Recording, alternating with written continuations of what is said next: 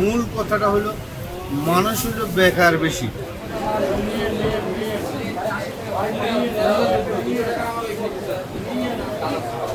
বাজার পরিস্থিতি নাগালের একটু বাইরে আছি, আলহামদুলিল্লাহ ভালো আছি। আর একটু বেশি আর কি, অবশ্যই ব্যয় বাড়ছে। আয়ের সাথে ব্যয়ের সামঞ্জস্য বাংলাদেশে সবসময় একটা সমস্যা ছিল। মানে কোনো ধরনের সিন্ডিকেট মজুতদার এগুলো যেন না হয়, মানে ভোক্তারা যাতে সঠিক মূল্যে সঠিক দামে তাদের দ্রব্যমূল্য পায় এবং ভোগ করতে পারে। বাড়তেছে, দিন দিন দাম বাড়তেছে, কমতেছে না, অথবা ব্যালেন্সও থাকতেছে না। তেলের দাম মনে করেন যে এখন বেশি, তেলের ক্রাইসিস, তেল অ্যাভেলেবেল না। কষ্ট তো হচ্ছেই। ওভারঅল দেশের যে পরিস্থিতি, সব জায়গায় ক্রাইসিস, তো ওটারও এফেক্ট মনে হয় বাজারে পড়েছে। বসুন্ধরা টিস্যু, অশুদ্ধতার বিরুদ্ধে এক বিন্দুও ছাড় নয়।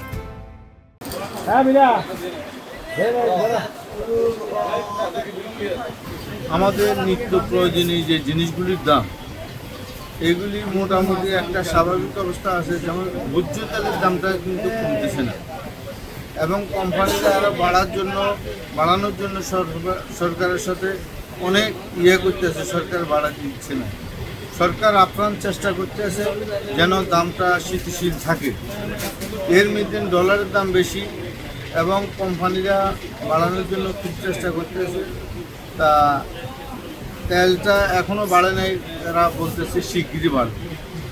এবং মুসুর ডাল, অন্যান্য ডালগুলির দাম মোটামুটি যায় আছে। কিন্তু মূল কথাটা হলো মানুষ হলো বেকার বেশি।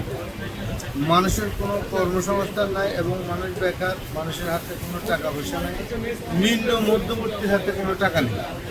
এক শ্রেণীর কিছু লোকের কাছে টাকা আছে, এটা কয় টাকা খরচ করে, এরা যায় কিন আমেরিকা, সিঙ্গাপুর, ব্যাংকক। কিন্তু আমাদের মতন গরিব এবং এই মধ্যবর্তী লোক যে টাকা খরচ করবে, তাদের কাছে কোনো টাকা নেই, কোনো কাজ কাম নেই। মানুষ কাজ থাকলেই না 10 টাকা ইনকাম করে খাইতে পারে, চলতে পারে। এখন মানুষের হাতে কোনো টাকা নেই, মানুষ খুব কষ্টে আছে।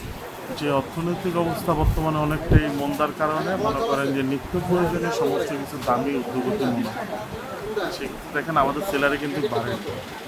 আমরা নির্দিষ্ট একটা সেলারের মধ্যে কিন্তু আমরা সীমাবদ্ধতায় আমাদের চলাফেরা করতে হয়। সেক্ষেত্রে দেখেন বর্তমানে কাঁচা বাজারে কিছুটাও লাগাম থাকলে মুদি বাজারে বা মুরগি বাজার বা নিত্য প্রয়োজনের মধ্যে কিন্তু ডিমও আমাদের একটা পুষ্টিগুণ রাখতে হবে।